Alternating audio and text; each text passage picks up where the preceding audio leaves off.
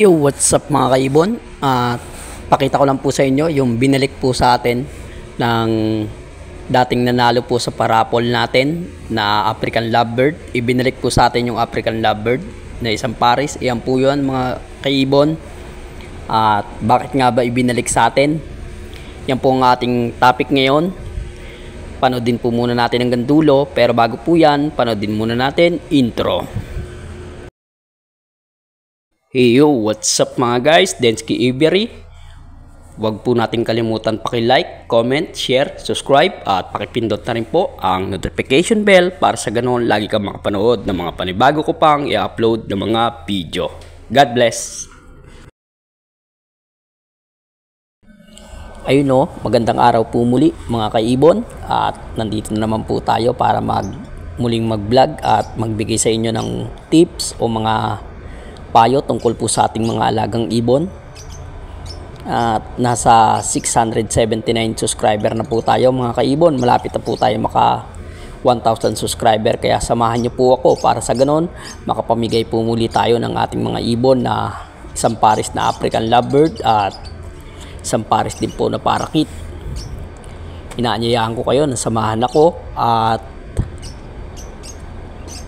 para sa ganon maka 1,000 subscriber na po tayo. Share, paki-like, share, subscribe na po sa mga hindi pa po nakasubscribe.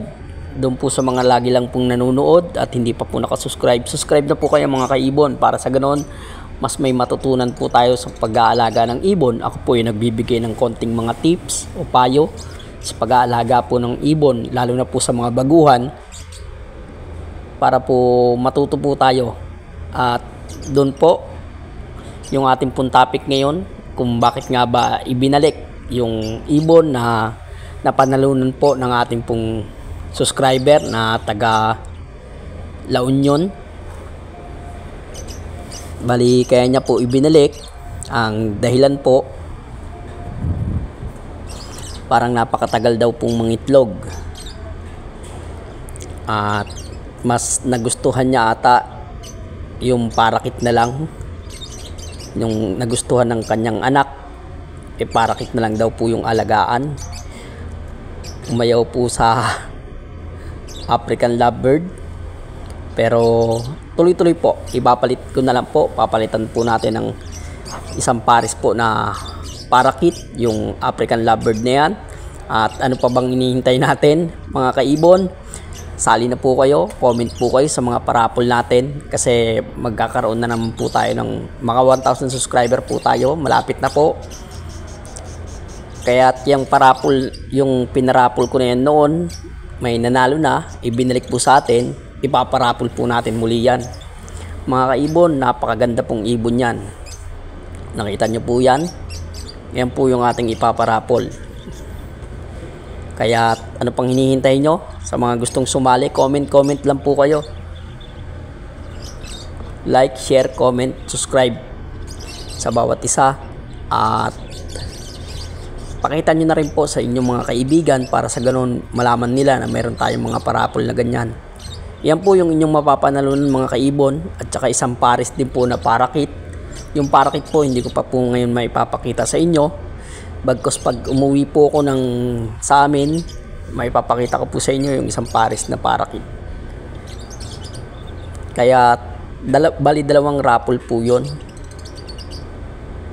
Isang araw, dalawang raffle po. Isa pong pares na parakit at isang pares po na African Lovebird. Katulad po nung naka 500 subscriber tayo na nagpa-raffle po tayo, isang pares na African Lovebird at isang pares na parakit. Kaya tuloy-tuloy lang mga kaibon. Suporta lang po kayo at samahan nyo lang po ako hanggang dulo, hanggang sa makamit natin kung ano yung mga pangarap natin sa buhay. Na gusto ko po sana na magkaroon ng kahit papanong income, magkaroon ng yun po, yung kaya nga po tayo nagbablog at kaya tayo nag-aalaga ng ibon, nagbablog para siyempre hindi na po magkaroon ng kahit papano po magkaroon ng kita, magkaroon ng kahit konti na para sa pagkain ng ating mga alagang ibon.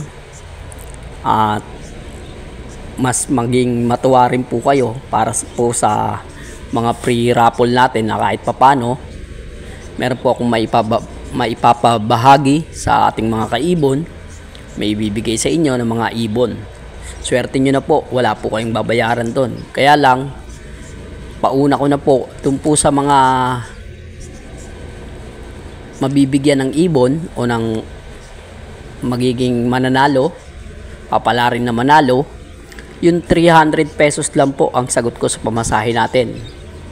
Kung susobra po rin sa 300, kayo na po yung bahala mga kaibon.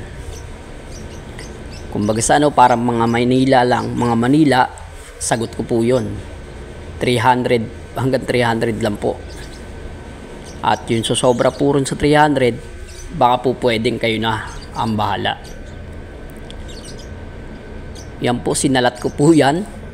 Kinapa ko po, lalaki po yung kulay blue. Yung light blue na yan, napakaganda. At babae po yung nandoon po sa may likod ko. Yung green, babae po yun. Kaya antay-antay mga kaibon. Suporta lang po kayo. Patuloy niya lang pong ikalat yung ating pong mga video para sa ganun. At comment lang po kayo sa mga video ko. Hindi lang po dito sa video na to mga kaibon. Doon po sa mga ibang video ko pa. Comment lang po kayo ron. At tanong-tanong po kayo para sa ganun. May content din po tayo. Marami pong salamat sa inyo ulit. Ulit-ulit po akong magpapasalamat sa inyo mga kaibon. Kasi kung wala po kayo, wala po itong mga ganitong karami na subscriber na makakamit natin. Hanggang sa dulo po, samahan niyo po ako. At napakadami man pong mga nangyari sa atin, sa ibunan natin. May mga nakawala, may mga namatay, at may mga naibenta tayo. Then may mga napapalit tayo o napaswap natin. Pero tuloy-tuloy lang kahit anong mangyari. May mga problema man sa buhay, pero ngiti lang. Patuloy lang tayong ngumiti at makamtan natin yung bawat pangarap natin sa buhay. Yun lang po mga kaibon, hanggang dito lang po. Pakita ko lang po sa inyo yung ibon na sinoli sa atin, ngunit ipaparapol din po natin. Hanggang sa muli, maraming salamat. God bless.